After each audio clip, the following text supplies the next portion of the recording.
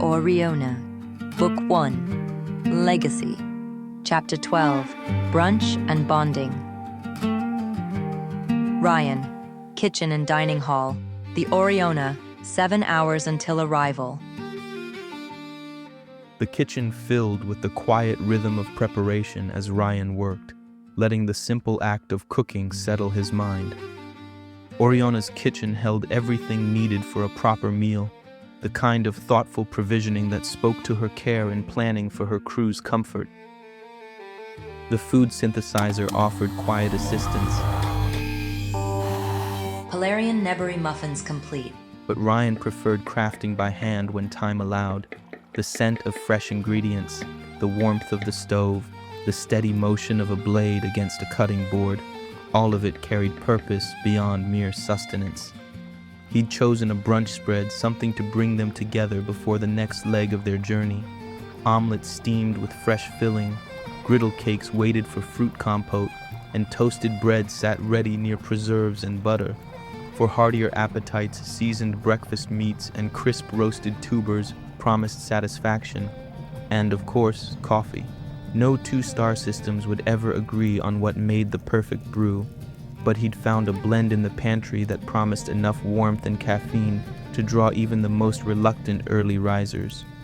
A pot of spiced tea steeped nearby, its aroma mixing with the coffee's richer notes.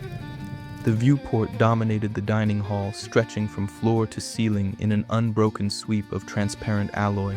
Ribbons of faster-than-light travel streaked past, their ethereal light spilling across the kitchen and dining areas. The space felt welcoming, a pocket of warmth carved out against the infinite star field beyond. He arranged each setting on the table with care, watching steam curl from the fresh plates of food as footsteps approached. Kellan entered first, scrubbed clean of Edgepoint's lingering grime. His pilot's steady movement remained, but something in his bearing had shifted. The careful way he'd combed his hair, the fresh clothes that still held their crisp lines. Small choices that acknowledged this wasn't another meal in some nameless station bar. "Hope you're hungry." Kellan's grin brightened his features, washing away the last traces of tension from yesterday's flight. "If I wasn't before, I am now." He chose a seat facing the viewport, unconsciously positioning himself where he could track their trajectory through space. His eyes swept over the spread with genuine appreciation, lingering on the fresh baked bread, his entire body welcoming the sight after years of Frontier Space's signature synthetic substitutes. Nix breezed in next, his antennae catching the mixed aromas of coffee and freshly prepared food. He paused at the threshold, eyes narrowing playfully at Kellan's strategic position near the largest platter of griddle cakes. "Ah, you took the good seat. I guess I'll just have to sit over here and forage from the edges." Kellan raised his cup in cheerful acknowledgement, not bothering to deny the accusation. Nix settled into a chair, arranging his long limbs into an emphasized distance. "Do you have any idea how far I have to reach now?" His antennae fully locked toward the steaming platters. Val followed next, transformed by more than just a change of clothes. The dark blue tunic flowed with her movements, its clean lines emphasizing the confidence that had always been there, just hidden beneath layers of station grime, worn engineering coveralls, and survival gear. Jotter kept close as his optics tracked the room with a noticeable attention to detail, taking in the meal Rian had prepared with the same careful assessment Val brought to her engineering work. "Made enough for everyone," Rian said, gesturing toward the laden table. "No need to hold back." Val lowered herself into a chair, her tunic rustling softly.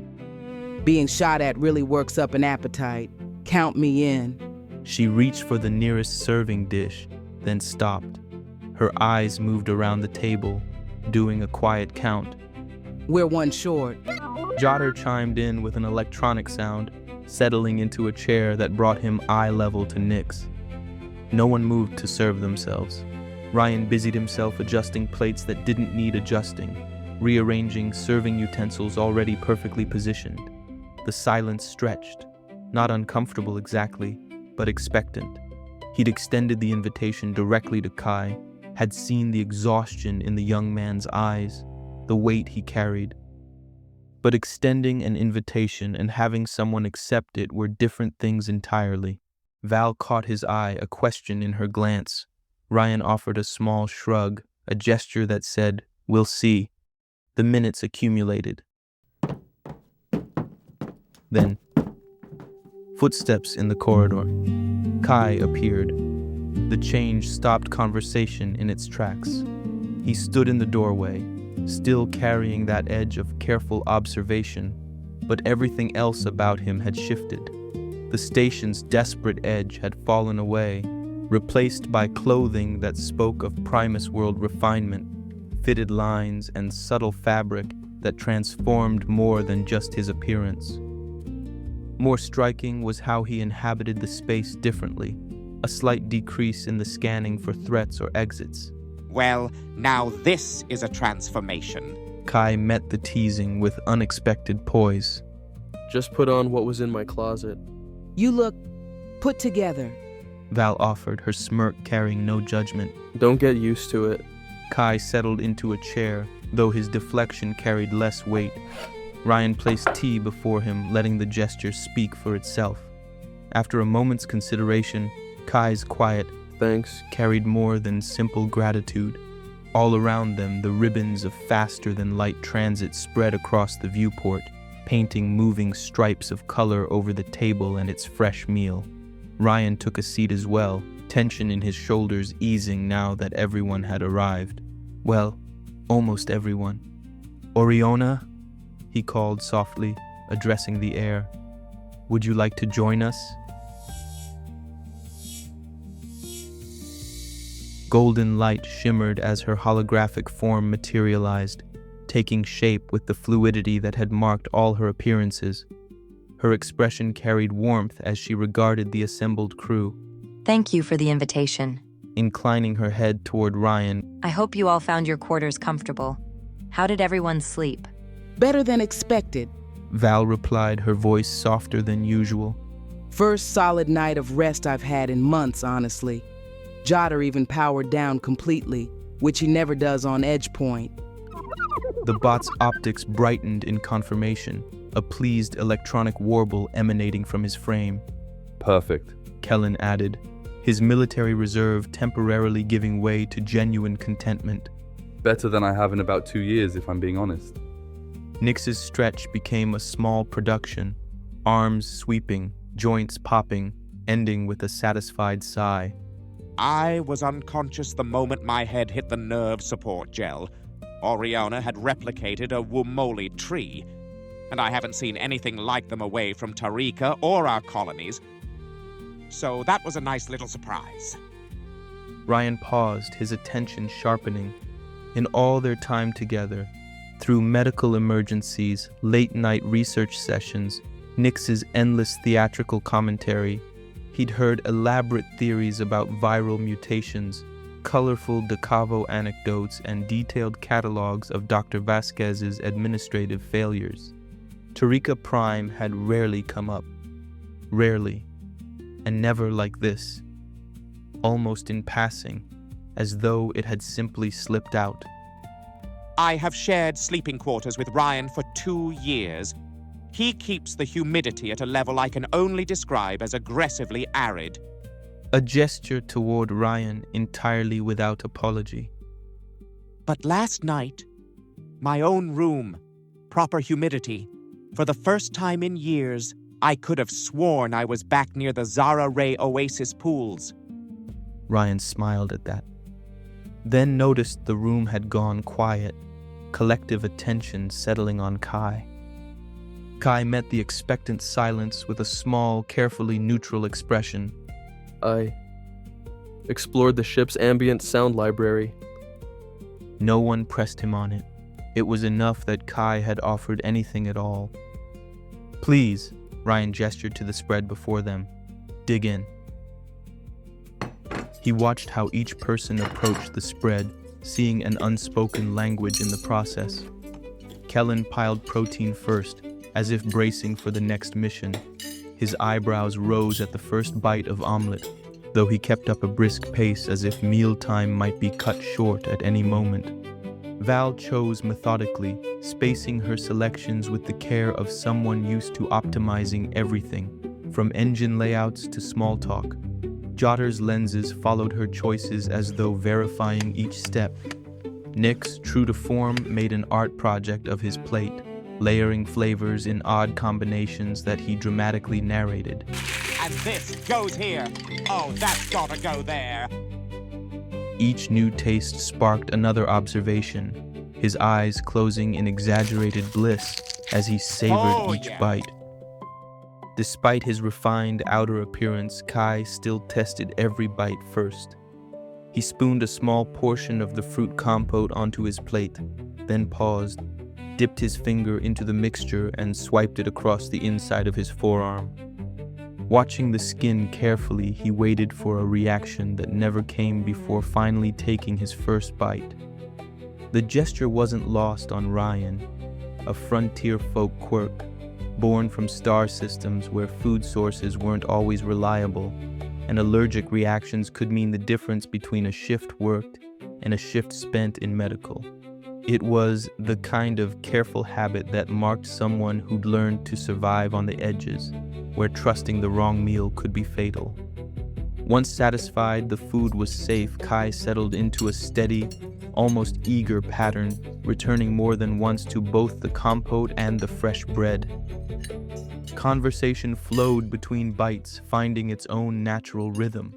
Nix regaled them with an increasingly elaborate theory about the psychological implications of griddle cake preferences, his hands gesturing emphatically with each point. Val interjected with occasional dry commentary, while Jotter's optical sensors tracked the discussion with apparent fascination. The food disappeared steadily from serving plates, replaced by the gentle clink of utensils and the quiet splash of fresh coffee being poured. Through the viewport, FTL streams painted ever-changing patterns across their faces, lending an ethereal quality to this ordinary moment. Kellan reached for thirds, his earlier grin settling into contentment. Nearby, Kai methodically worked through a second helping of everything. Between them, half-finished conversations about shield configurations and flight trajectories wove together with growing comfortable familiarity. Orriona's golden form shifted subtly with each change in lighting, her presence an added element to the crew's emerging dynamics. She offered occasional insights of her own, her observations seamlessly integrating into the natural flow of discussion. Rian noticed she favored input in lulls, as if artistically bridging moments. Kellan leaned back slightly, a smirk pulling at the corner of his mouth. Well, since we're all here, He said, tapping his spoon against his bowl. I think we can all admit we read Orriona's compiled reports on each other. A beat of silence. Then, collective amusement rippled through the table. Even Kai, who had been quietly dissecting his meal, huffed a small laugh and shook his head. Val quirked a brow, tilting her head toward Kellan. So, did we meet your expectations? Kellan took another bite and shrugged with a playful air. Mostly. Nix leaned forward, body posturing with curiosity. All right then, let's make it interesting. His glossy black eyes scanned the table, assessing, mischief curling at the edges of his voice. Since we already know the basics, where we're from, what skills we bring to the table, let's go beyond the file. There was no pressure in the way he asked it, just curiosity, an opening, a chance to share something deep or something surface level. Val was the first to answer. She set her spoon down, crossing her arms over the table as she considered it.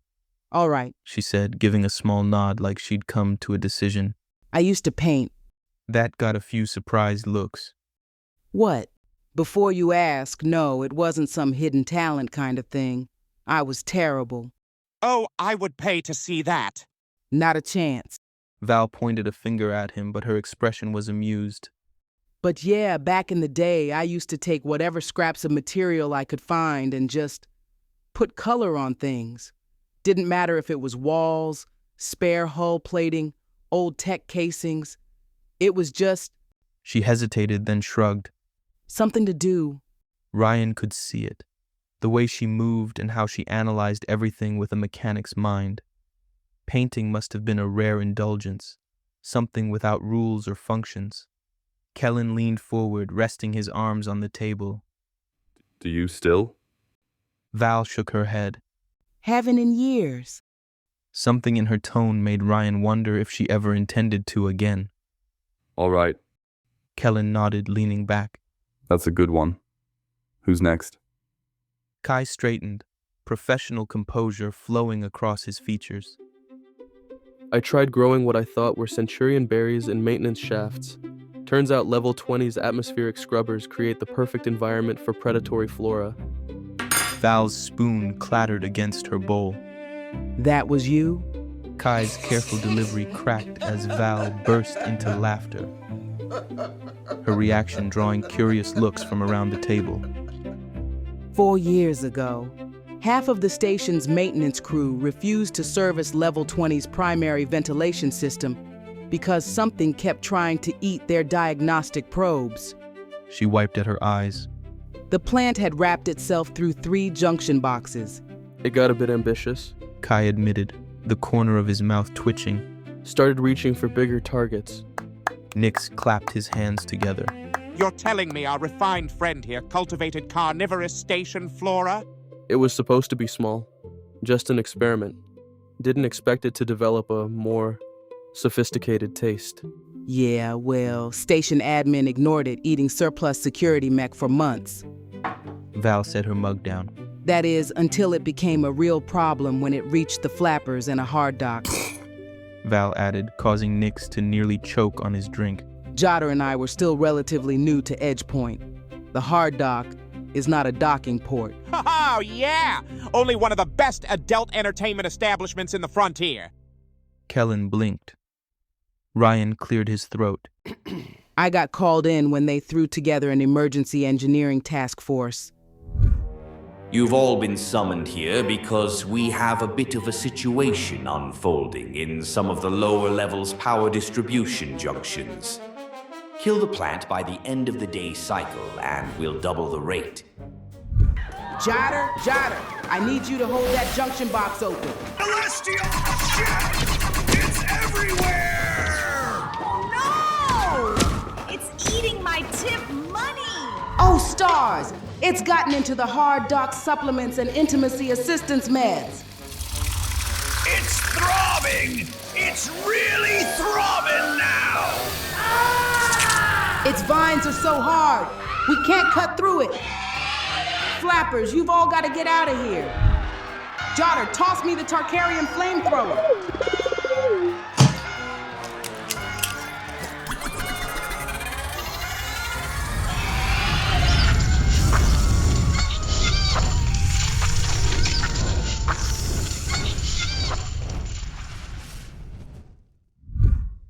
Let's just say accidental ecological warfare wasn't covered in any of my engineering textbooks.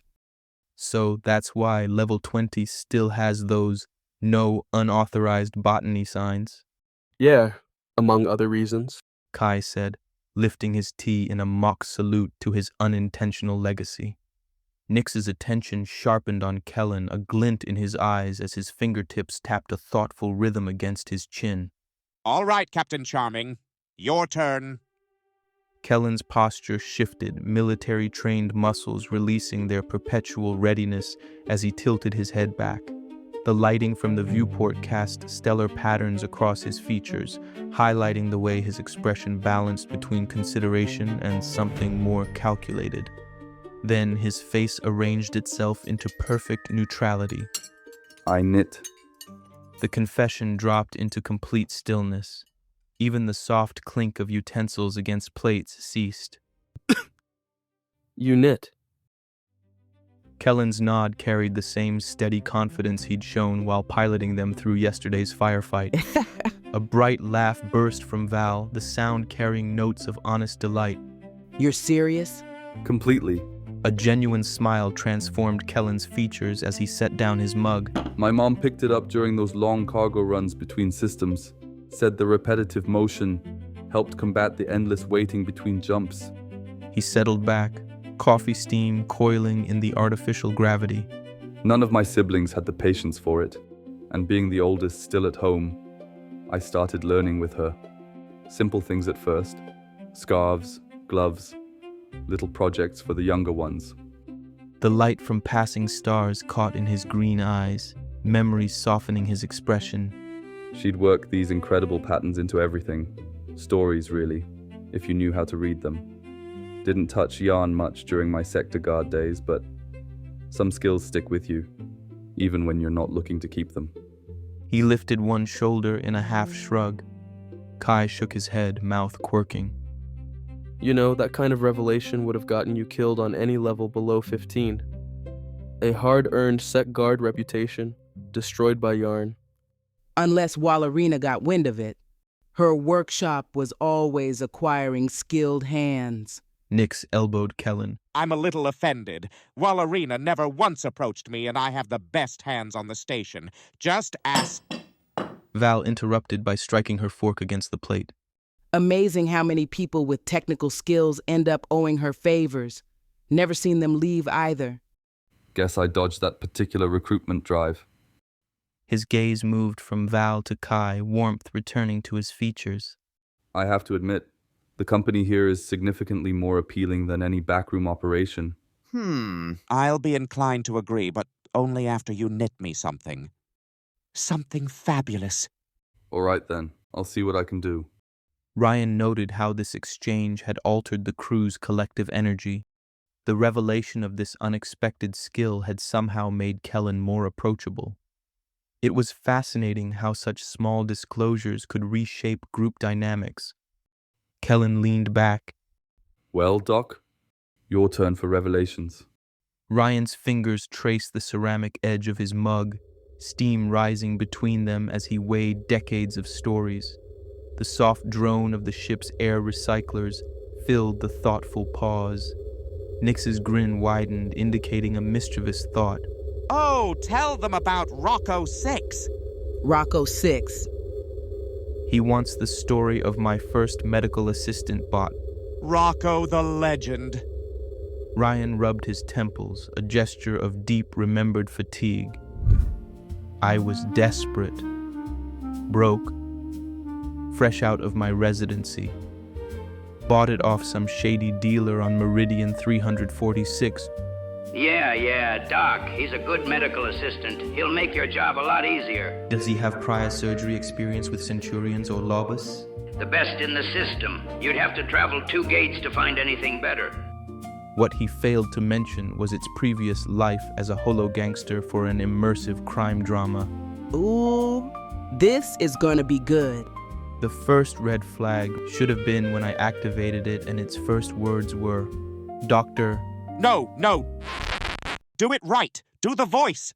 Rian released a sound of profound defeat and cleared his throat.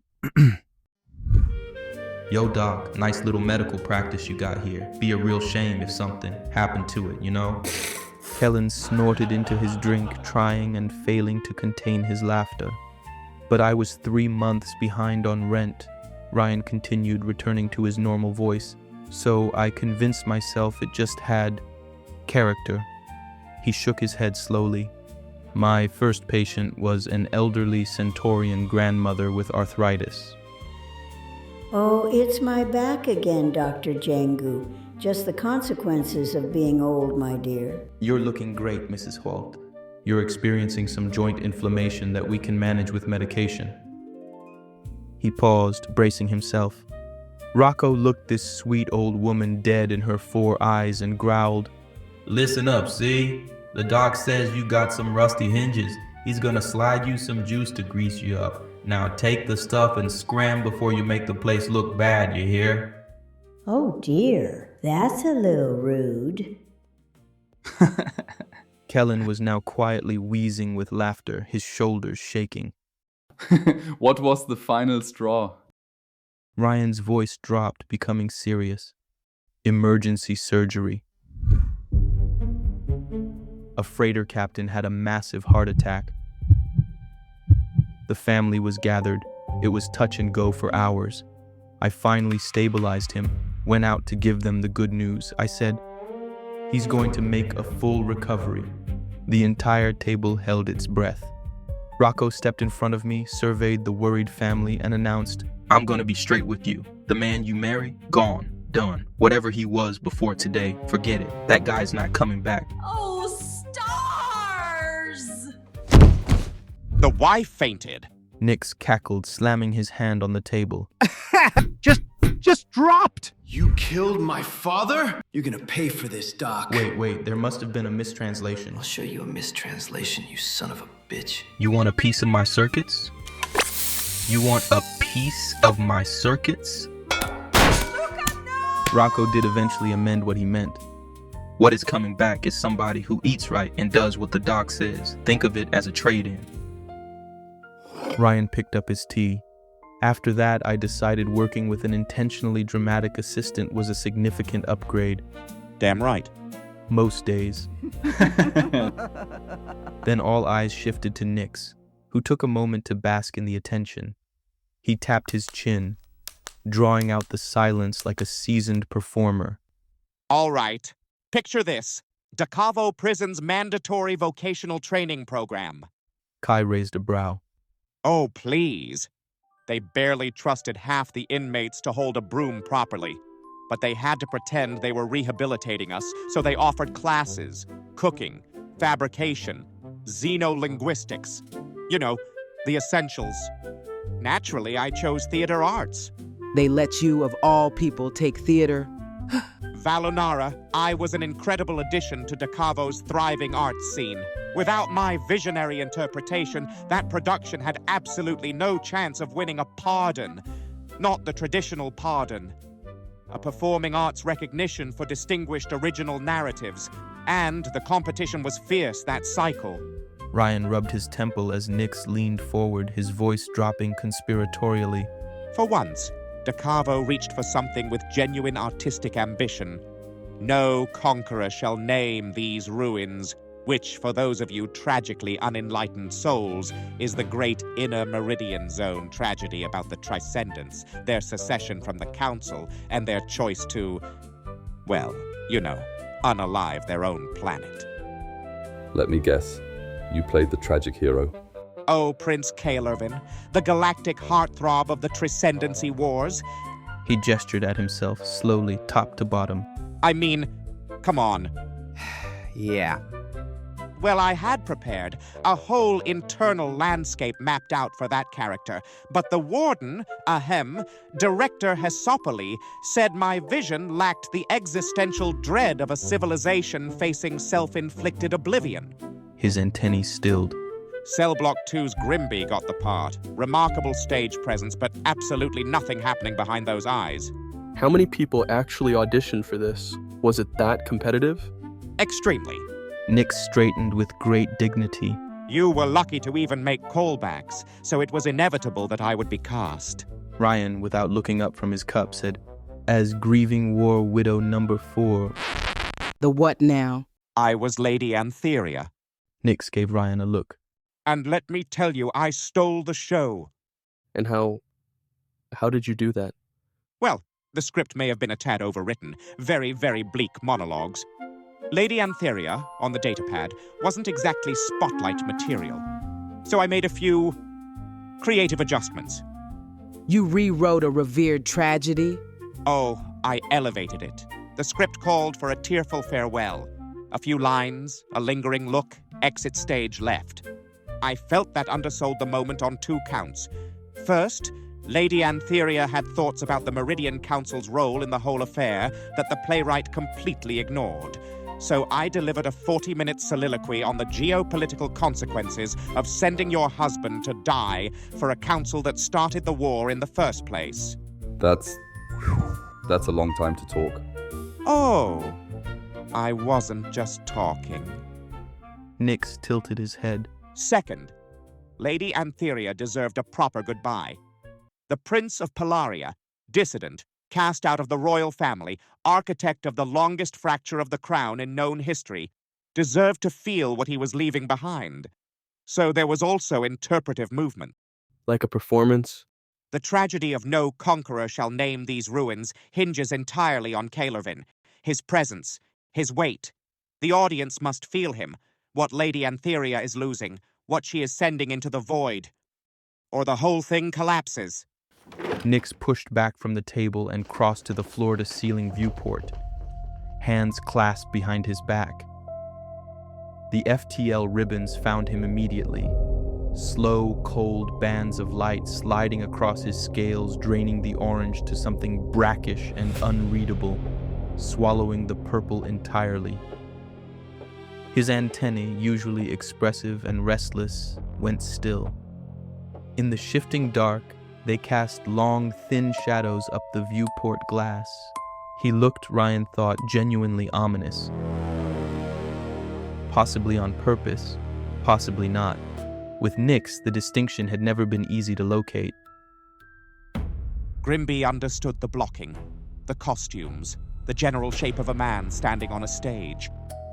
But he did not understand Kellan and Lady Antheria.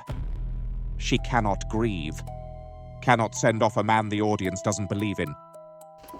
He turned just slightly. The light caught the length of his antennae and threw their shadows sideways across the glass, long and crooked, like something from a horror hollow. Fortunately for the production, Grimby fell ill. Kellan stared at him. Did you? As unfortunate as it was for Grimby, the #1 rule in theater, the show must go on. Lady Antheria was sending her husband off to war. Nix returned to the table, settling back into his chair with complete composure. I felt she deserved a proper goodbye, something the prince would carry with him. So I fashioned a Prince Kellan from laundry bags and a leftover protein sausage ration. Silence. Kellan set his mug down slowly as Kai asked carefully, The movement piece was with a prop? And it was a sausage prop. Lady Antheria needed to say goodbye thoroughly, physically. Goodbye, my prince. My prince. Show me the crown. Show me the crown. My princey. That's enough, 8429. You're almost there, my prince. Almost there. Wow, that's a lot of Polaria. Oh, hell no. Oh my God. The audience understood immediately. The warden was less interpretively generous. They threw you in solitary, didn't they? For 3 weeks. Kellan raised his mug. To Lady Antheria. Lady Antheria. And to the Prince Kellan of laundry bags, who I think of from time to time. Laughter rippled around the table, Val hiding her smile behind her cup, Kellan's shoulders shaking with suppressed laughter, Kai trying to maintain his composed facade. Rian caught Orriona's projection at the edge of his vision, still watching, her expression somewhere between analysis and something warmer than that. She held it a moment longer, then inclined her head to the table with quiet satisfaction, as though confirming something she had already suspected. Her projection dissolved, and behind where she had stood, the kitchen counter's display glowed quietly.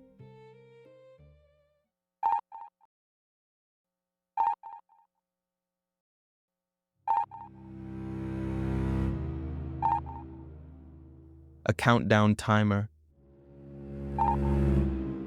2 hours and 53 minutes remaining until their mission briefing. Rian was the first to see it. He reached for his tea and let the laughter run its course. Across the table, Kai did the same, unhurried, almost as though he'd been waiting for a reason to stop laughing.